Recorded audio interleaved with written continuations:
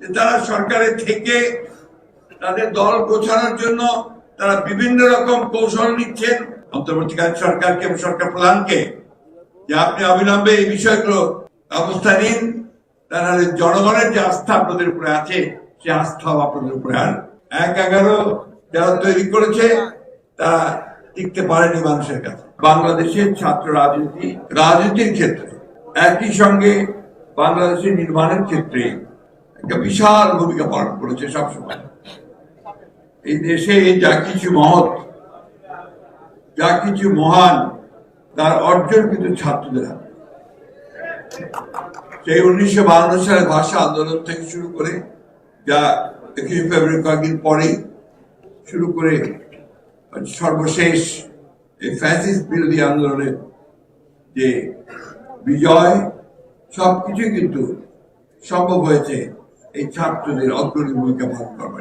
তার মানে কি আমরা এটা মনে করব যে তারা সরকারে থেকে তাদের দল গোছানোর জন্য তারা বিভিন্ন রকম কৌশল নিচ্ছেন?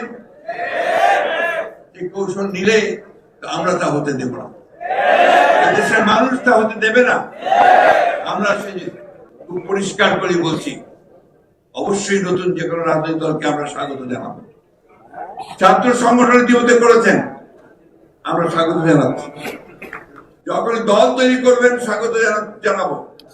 তার অর্থ এই নয় যে আপনার সরকারে বসে সরকারের সমস্ত সুযোগ সুবিধা নিয়ে আপনারা আপনাদের দল গঠন করবেন, এটা কখনোই মেনে নেওয়া হবে না। আমি আবারও বলতে চাই অন্তর্বর্তীকালীন সরকারকে এবং সরকার প্রধানকে যে আপনি অবিলম্বে এই বিষয়গুলো ব্যবস্থা নিন, তারা জনগণের যে আস্থা আপনাদের উপরে আছে সে আস্থাও আপনাদের উপরে আর থাকবে না। আমি যখন প্রথম বলেছিলাম যে যদি এই অন্তর্বর্তী সরকারের কেউ নিরপেক্ষতা হারায় তাহলে আরেকটি নিরপেক্ষ সরকারের প্রয়োজন হবে বলেছিলাম না? কেন বলেছিলাম তা এখন প্রমাণ হচ্ছে। তখন তিনি বলেছিলেন আমি নাকি 1-11 দিকে নজর দিচ্ছি। আমরা 1-11 ভুক্তভোগী। 1-11 যারা তৈরি করেছে তারা টিকতে পারেনি মানুষের কাছে। আবারও হুঁশিয়ার করে বলে দিতে চাই, যদি আবার কেউ সেই 1-11 কথা চিন্তা করেন, গণতন্ত্রকে বিসর্জন দিয়ে আবার সেই একদলীয় শাসন বা ফ্যাসিস্ট আন্দোলন, ফ্যাসিস্ট সরকারের দিকে যেতে চান, তাহলে কখনোই জনগণ তা মেনে নেবে না।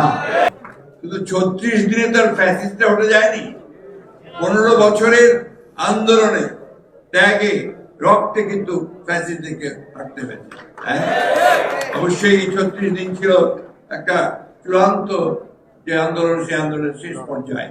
সেই পর্যায়ে নিঃসন্দেহে আমাদের ছেলেরা তাদের অবদান রেখেছে। আমরা কি হিসাব দেখেছি আমাদের? সেই হিসাবে দেখেছি যে প্রায় 2000 ছেলে যারা শহীদ হয়েছে তাদের মধ্যে প্রায় 800 ছেলে আমাদের ছাত্র দলের ছেলেরা রয়েছে। দেখছি যে নতুন সরকার, অন্তর্বর্তীকালীন সরকার, আমরা তাকে সমর্থন দিয়েছি। তারা চেষ্টা করছেন অতি দ্রুত কিছু কাজ শেষ করে এই নির্বাচনের দিকে যাওয়া। এর মধ্যেই কতগুলো সন্দেহের সৃষ্টি হয়েছে মানুষের মধ্যে। সেই সন্দেহটা হচ্ছে যে আদৌ নির্বাচনটা এরা আন্তরিক কিনা। কারণ আছে এই সন্দেহ সৃষ্টি হওয়ার। তার মধ্যে গতকালই একটা খবর বেরিয়েছে, নিশ্চয়ই আপনারা দেখেছেন, যে স্থানীয় সরকার উপদেষ্টা যিনি আছেন তিনি বলেছেন ফ্যাসিস্টদের লোকেরা যদি কেউ মাপ চেয়ে নির্বাচনে অংশ নিতে চায় তাহলে তারা অংশ নিতে পারবে।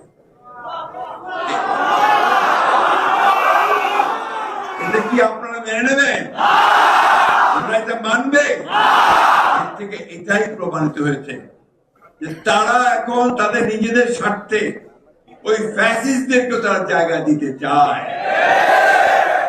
আমি কথাটি প্রায় বলতাম যে কোথায় ছেলেরা, কোথায় সেই তরুণেরা যারা বাংলাদেশের পরিবর্তন করে এনেছে, যারা বাংলাদেশের জন্য তাদের প্রাণ বিসর্জন দিয়েছে, যারা ভ্যানগার্ডের ভূমিকা পালন করেছে।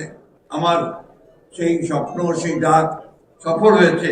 আমি দেখেছি যে আমাদের তরুণেরা, আমাদের ছাত্ররা কিভাবে বুকের রক্ত দিয়ে তারা সেই ফ্যাসিস্টকে হটিয়ে দিয়ে একটা নতুন সূর্য সামনের দিকে নিয়ে এসেছে।